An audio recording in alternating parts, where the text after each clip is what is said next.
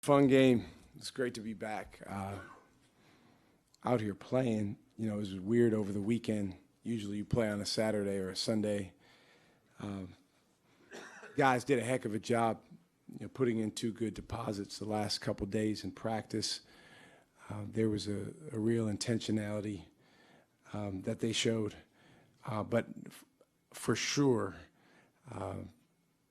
anytime you lose a couple games, and particularly the way that we lost our last game and the way that we played on offense and shot the ball, there had to be some doubt overcome. And I thought the guys did a great job of overcoming that today. D. Wade gave the pregame talk, and he said, you guys have to win today. And obviously that can go both ways. But I thought our guys did play with a level of desperation and commitment to what goes into winning, even as Villanova was raining threes in the first half. Just continue to fight. Shaka, the first two plays, you guys got those lobs to Oso for dunks. Did that kind of set the tone for you guys? I mean, you went on to score 60 points in the paint. Was that part of the game plan to attack the basket? It was part of the game plan. It was a particular action that we thought might work. You know, when Tyler has a clarity about him like he had today, he's as good as there is making that pass. And we thought we were going to be able to get him downhill on some of those actions. So it really did set a tone. Today, you know, we only shot 30% from three. We didn't shoot as many threes as Villanova, but I thought the guys understood, hey, we can drive, we can get in the paint. Let's continue to do that. How did you see Tyler reach that clarity after a frustrating couple games?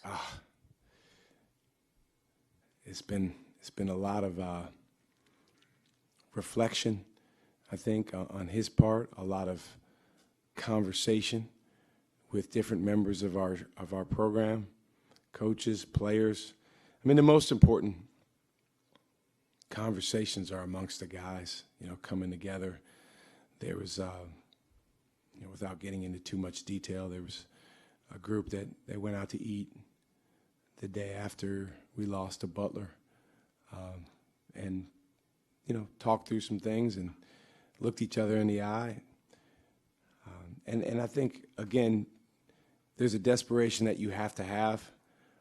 It was easy for us at times to feel like we should do this or we should do that, but that doesn't get you anywhere. And these Big East games are wars.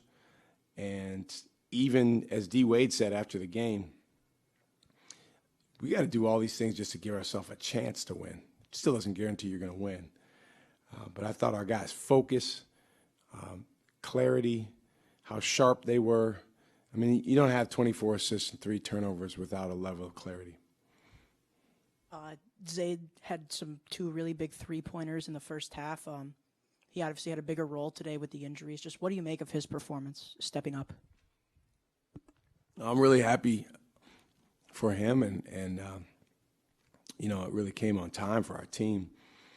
I feel like I've known the guy for a long time, and when I first got to know him, he didn't have the intestinal fortitude to come in the game and do what he did today, let alone not even just the threes, but to come in the game and stand up to.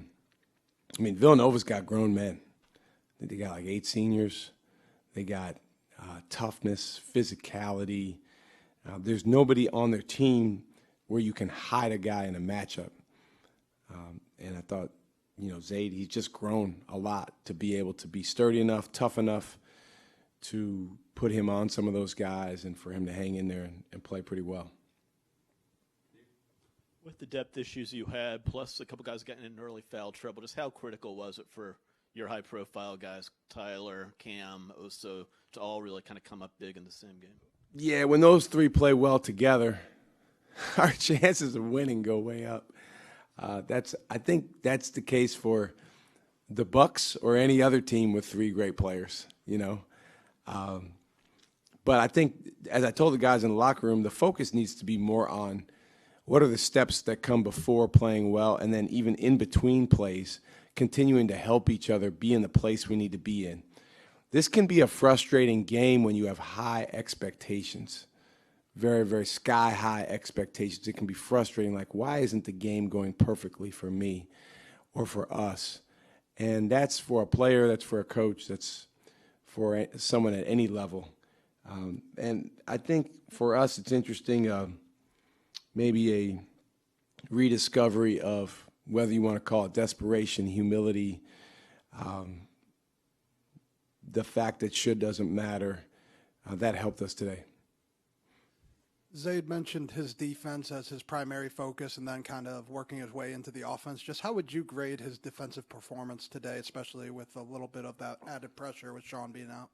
I thought he was really good on defense. I thought he was actually really good on defense in our last game as well. He's the best mover on our team. That's what actually caught my eye when I first saw him. I saw Zaid playing. I was going to watch another guy, and the game was like way behind. So this random team named Missouri Flight was playing. And I just said, well, I'll just sit here and watch while we wait for the other game. And I saw Zaid out there. And at that point, he was a rising junior. And he just moved really, really well. You know, these guys move well.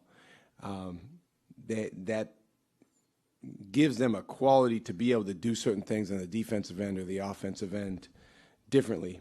I'm not comparing him in any other way, but number 3 who was in the building today, he's about as good of a mover as Marquette's ever seen. So Zaid's not quite that, but compared to anyone else on our team, he has that. He has length, he has quickness, and he can apply that on the defensive end. His defensive confidence is ahead of his offensive confidence right now, but honestly, for our team, that's what we need. You know, we don't necessarily need him to be out there creating a lot of plays.